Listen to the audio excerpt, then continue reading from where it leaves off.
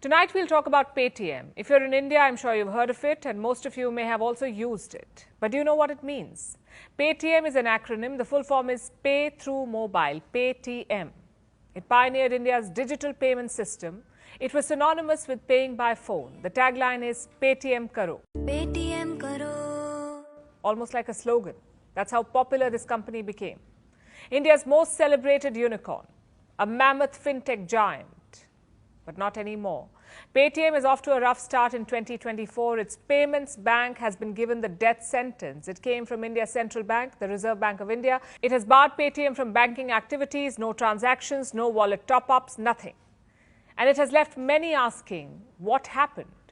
What is the Paytm story? How did this company grow so big and why did it fall? Hello and welcome. I'm Palki Sharma and this is Between the Lines.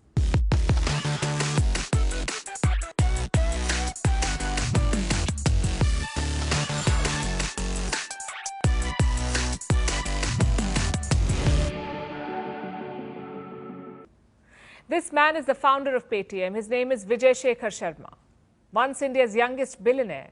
Although he had truly humble beginnings, this is a rags to riches story. Sharma's early education was in a government school. He says he could not speak in English till the age of 15. Now, if you're in India, it can be an impediment to growth. So Vijay Shekhar Sharma says that he taught himself. He went to the Delhi Technological University. After graduation, he could have taken a 10-to-5 job, but he chose not to. He set up something called indiasite.net. It clicked. He sold it for $1 million. Then he rode the dot-com wave. That too was a success. In the year 2000, he took a loan of 8 lakh rupees, around $9,000, to set up a company called 197 Communications. That's the parent company of Paytm. Now, initially, 197 Communications offered digital goods and services. It was doing well, but not well enough for its founder. He wanted more. In 2010, he launched Paytm with an initial investment of $2 million. Sharma wanted to disrupt the market to get everyone to pay by phone. Paytm started off as a prepaid mobile and DTH recharge platform. In 2013, it expanded, adding debit card and postpaid mobile payments. The big breakthrough came 1 year later. In 2014, Paytm introduced the wallet system. It was an instant hit. Indian Railways and Uber added it as a payment option. You could pay your electricity bill, your metro card fees, and your water bill through this one wallet. It was revolutionary. The user base grew rapidly. In 2014, they had around 11 million users. By 2015, around 100 million. So it was gaining popularity and how, but cash was still king in India. In 2016, that changed. India demonetized 500 and 1,000 rupee notes. People were left with no option really. They turned to digital payments and Paytm made the most of it. Demonetization made it a household name and necessity. Digital payments surged. And with this surge, Paytm grew bigger. By 2017, it was a giant, the first payment app with over 100 million downloads. Millions of merchants signed up for it. They became Paytm clients. They were issued QR codes. These codes were linked to their bank accounts. You could scan the QR and pay. No haggling for cash, no waiting for change. It was simple and a game changer. More and more people signed up. Your auto drivers, your repair shops, every business, small and big, was coming on board. By 2021, Paytm had 150 million active users. Every month, the company processed 1.2 billion transactions. It continued expanding, adding other services, like tickets for movies or flights, selling gold insurance, even remittances. Paytm was doing everything. Its investors were happy. We're talking about Alibaba, the Ant Group and SoftBank. They were the top investors in Paytm.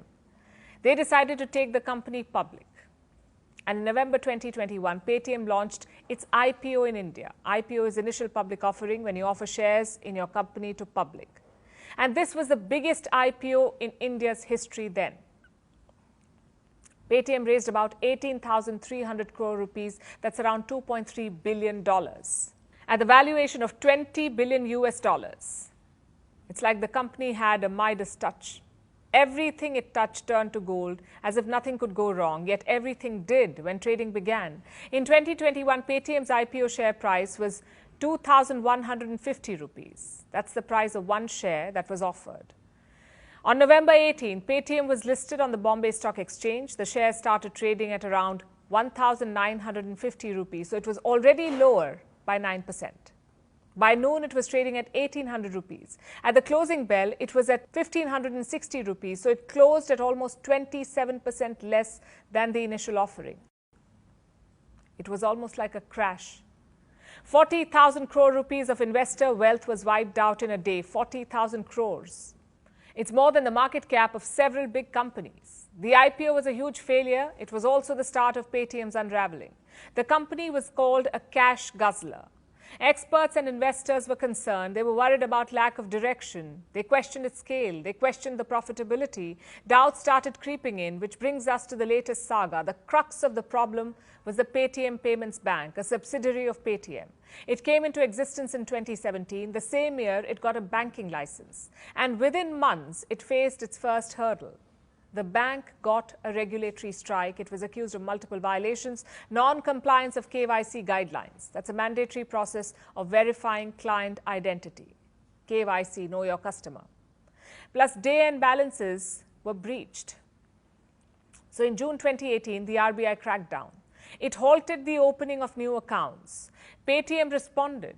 A compliance report was submitted, and by the end of that year, the ban was lifted. In 2021, things unraveled further. RBI hit Paytm with a fine of 1 crore rupees. They said the bank had submitted false information, and the troubles did not end there. By the end of 2021, RBI found more violations. Lapses in technology, cybersecurity concerns, money laundering accusations, and no separation between the bank and the group's other entities.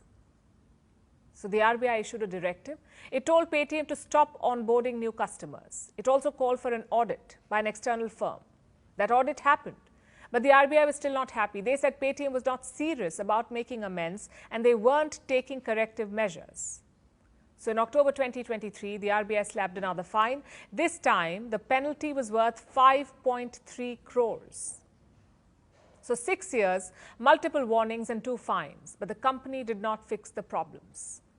By 2024, the RBI had enough. The violations were so serious, they could no longer ignore them. Several accounts lacked KYC, know your customer regulations. It's mandatory for all banks. In some cases, one identity proof was linked to thousands of accounts. There were concerns about fraud, corruption, and money laundering. In some of these accounts, transactions ran up to crores. This was above the regulatory limit. Yet all of it was being allowed. So the RBI issued its latest ultimatum. The deadline is February 29th. After that, Paytm is banned from all banking activities, which leaves the company with 2 big challenges: securing its customers and its lending partners. Paytm users, especially its 40 million merchants, are migrating to other platforms. And the lending partners want nothing to do with Paytm. The RBI ban has made Paytm untouchable. It's a cautionary tale of how giants bite the dust. Paytm grew because it was on top of the curve, easy to use and offered opportunities for everyone.